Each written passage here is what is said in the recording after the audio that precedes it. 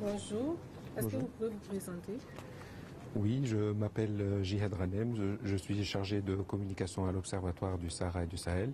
Je suis aujourd'hui donc à Cotonou.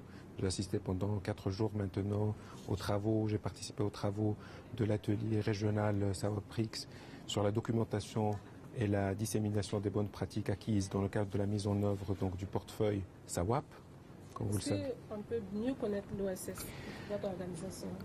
L'Observatoire du Sahara et du Sahel, OSS, est une organisation internationale intergouvernementale, c'est-à-dire que des représentants des pays membres siègent à son conseil d'administration, donc intergouvernementale, à vocation africaine, basée à Tunis, qui a été fondée en 1992, qui compte parmi ses membres 22 États africains, mais également 5 États non africains, et qui travaille principalement sur les questions de l'environnement, de la gestion durable des ressources naturelles, avec un focus, si j'ose dire, sur la question de l'eau, notamment la gestion des aquifères transfrontaliers en Afrique, particulièrement dans la région sahélo-saharienne.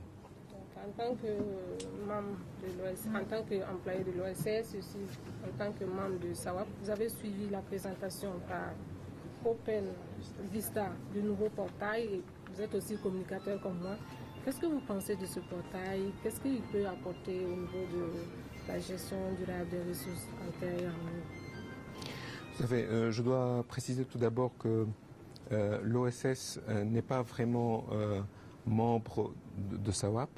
L'OSS est l'une des organisations parmi 3 organisations qui mettent en œuvre le projet BRICS en appui à la mise en œuvre du portefeuille SAWAP. Donc SAWAP est mis en œuvre par 12 pays de la région.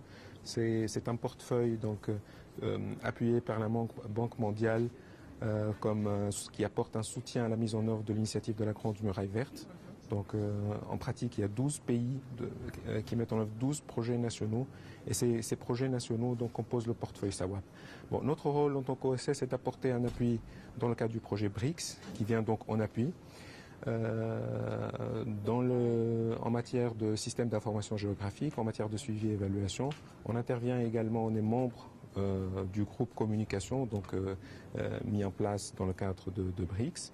Je suis moi-même chargé de communication à l'OSS. Je m'occupe donc du site web de l'OSS, des plateformes donc de l'OSS ou des comptes OSS sur les plateformes des social media ou des médias sociaux.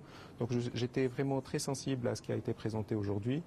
Je souhaiterais vraiment encourager l'équipe de Open Vista à continuer à aller de l'avant parce que ce qu'ils ont présenté comme fonctionnalité est très intéressant.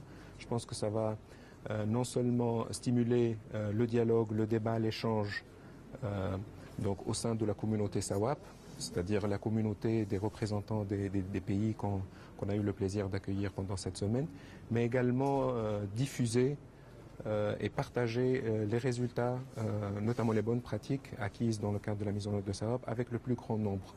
C'est une plateforme attractive, c'est une plateforme, je dirais, technologiquement très avancée et qui propose des fonctionnalités très, disons, attrayantes, notamment la possibilité donc de diffuser les travaux en live streaming.